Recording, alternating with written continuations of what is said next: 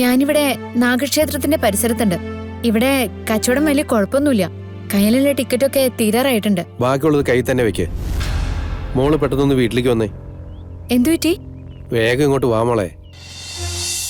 ഞാനൊന്ന് സിറ്റി വരെ പോയാലേ അത്യാവശ്യം എന്തെങ്കിലുമൊക്കെ സംഘടിപ്പിക്കാൻ പറ്റും. പിന്നെ നമ്മൾ ലോട്ടറി എടുക്കുന്ന ഏജൻസിക്കാരനില്ലേ, അയാളോട് 1 മാസത്തെ അവധിയോ മറ്റോ പറഞ്ഞിട്ട് കുറച്ചധികം ടിക്കറ്റ് ഒരുമിച്ചെടുക്കാം.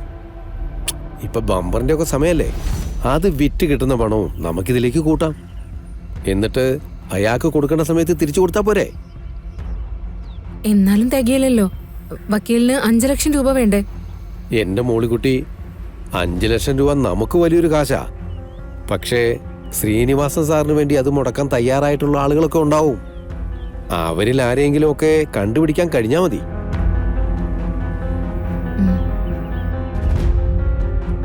കൃഷ്ണമോളെ, നമുക്ക് എന്തെങ്കിലും മാർഗം ഉണ്ടാക്കാം. മോള് തൽക്കാലം വീട്ടിലേക്ക് ഇല്ല.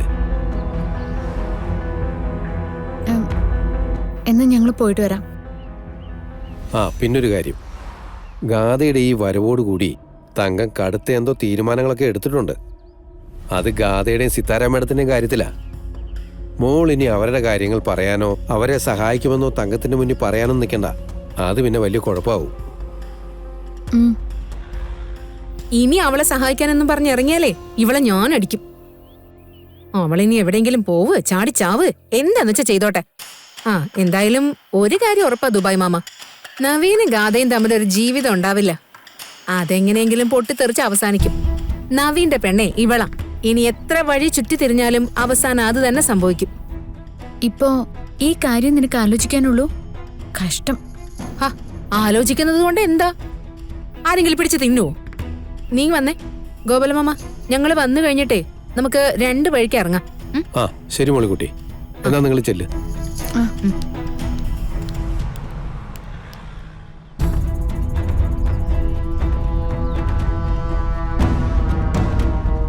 ശരി മോളെ.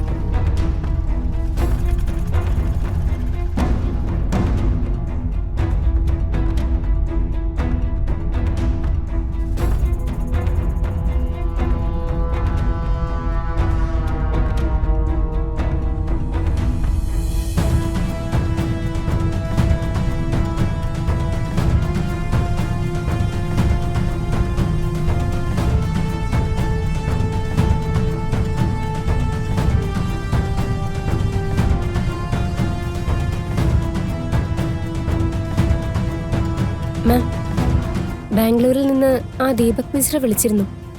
മാമിനോട് സംസാരിക്കണമെന്ന് പറഞ്ഞു. നോ സിനി, ഇപ്പം ഞാൻ ആരോട് സംസാരിച്ചാലും ശരിയാവില്ല. അയാളോട് ഒരു 2 ദിവസം കഴിഞ്ഞിട്ട് വിളിക്കാൻ പറ. Okay ma'am. സിനി,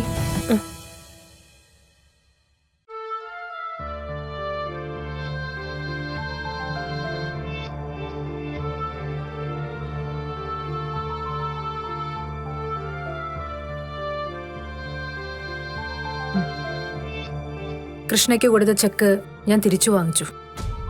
അത് തെറ്റല്ലേ? മാം അങ്ങനെ ചോദിച്ചാ, അവൾക്ക് ഞാനൊരു ചെക്ക് കൊടുക്കാൻ തീരുമാനിച്ചത് അവൾ ഗാഥയുടെ ജീവൻ രക്ഷിച്ചതിനാ. ഇത്രയും കാലം ഗാഥമോളുടെ ജീവിതം രക്ഷിച്ചതിനാ. അവളത് എന്തിനുപയോഗിക്കുന്നു നോക്കേണ്ട കാര്യം സത്യത്തിൽ എനിക്കില്ലല്ലോ. ശ്രീനിവാസ് അവളുടെ അച്ഛനാണ്. അച്ഛനൊരു അപകടത്തിൽപ്പെട്ട് കിടക്കുമ്പോൾ സഹായിക്കേണ്ടത് മകളുടെ ചുമതലയാണല്ലോ. പ്രത്യേകിച്ച് അയാൾ കൃഷ്ണയെ വല്ലാണ്ട് സ്നേഹിക്കുകയും ചെയ്തിട്ടുണ്ട്. അപ്പോൾ അത് തിരിച്ചു വാങ്ങിയത് ശരിയായില്ലെന്ന് എനിക്ക് തോന്നിയായിരുന്നു മാം. ഞാനത് പറഞ്ഞില്ലെന്നേ ഉള്ളൂ. മാമിനത് ഇഷ്ടപ്പെട്ടില്ലെങ്കിൽ പിന്നെ പെട്ടെന്നെടുക്കുന്ന ചില തീരുമാനങ്ങള് വല്ലാണ്ട് കൈവിട്ടു പോകുന്നുണ്ട്. മുൻപൊന്നും ഇങ്ങനൊരു പതിവേ ഉണ്ടായിരുന്നില്ല. ആലോചിച്ചുറപ്പിച്ചതിന് ശേഷം മാത്രമേ ഒരു വാക്കോ പ്രവൃത്തിയോ എന്നിൽ നിന്നുണ്ടാവുമായിരുന്നുള്ളൂ. ഇപ്പോ ഗാഥമോളുടെ പ്രശ്നങ്ങൾ തുടങ്ങിയ പിന്നെ എല്ലാം നിയന്ത്രണം വിട്ട രീതിയിലാ. മാമിന് ഇഷ്ടാകുമെന്ന് അറിയില്ല. ഒരു കാര്യം ഞാൻ ഉറപ്പിച്ച് പറയാം, കൃഷ്ണയെ പോലൊരു പെൺകുട്ടിയെ ഇന്നത്തെ കാലത്ത് കണ്ടുകിട്ടാൻ പ്രയാസോ. കൃഷ്ണയുടെ സ്ഥാനത്ത് വേറെ ആരായിരുന്നാലും ഇതിനിടയിൽ ചിലത് ആഗ്രഹിച്ചു തുടങ്ങിയേനെ, സ്വന്തമാക്കാൻ ശ്രമിച്ചേനെ. പക്ഷേ ഇവിടെ ഗാഥാ മാഡത്തെ കൊണ്ടുവന്ന സമയത്ത് പോലും മാമിനെ അനുസരിക്കുന്ന, മാമിന് വേണ്ടി എന്തും ചെയ്യാൻ തയ്യാറാകുന്ന ഒരാളെയാ കൃഷ്ണയിലും ഞാൻ കണ്ടത്. എനിക്കറിയാം സിനി. അതുകൊണ്ടൊക്കെ തന്നെയാ പതുക്കെ പതുക്കെ അവൾ എൻ്റെ മനസ്സിൽ കയറി കൂടിയത്. ശ്രീനിവാസന്റെ കാര്യം പറഞ്ഞ് അവൾക്ക് ഞാൻ കൊടുത്ത സഹായം തിരിച്ചു വാങ്ങിയത് ഞാൻ തന്നെ തിരുത്തും. ഗാഥമോള് നോക്കിയാവട്ടെ. എന്നിട്ട് കൃഷ്ണനെ നമുക്ക് നേരിട്ട് പോയി കാണാം. ആ ചെക്ക് അവളെ തിരിച്ചേൽപ്പിക്കാം. എങ്കിലത് നന്നായി മാം. ഉം.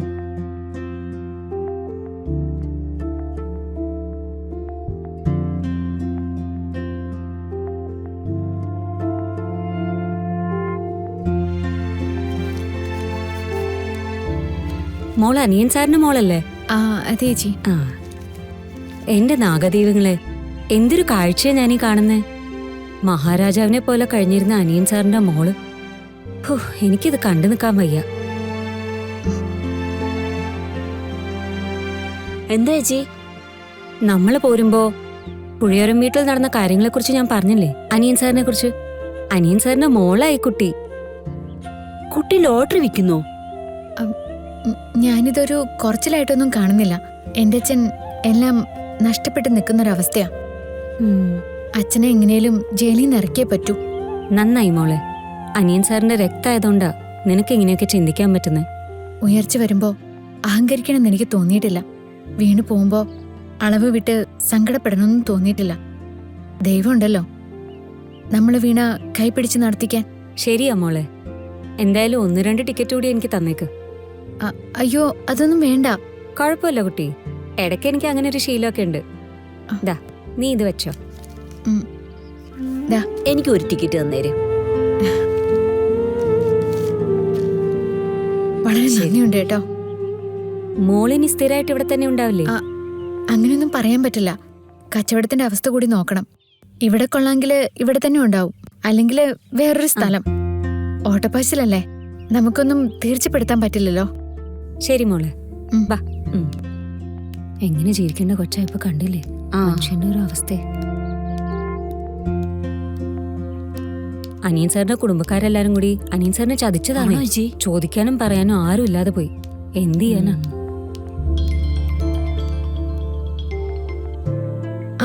ഗോപാലമ്മ, മോളെ എവിടാ നീ?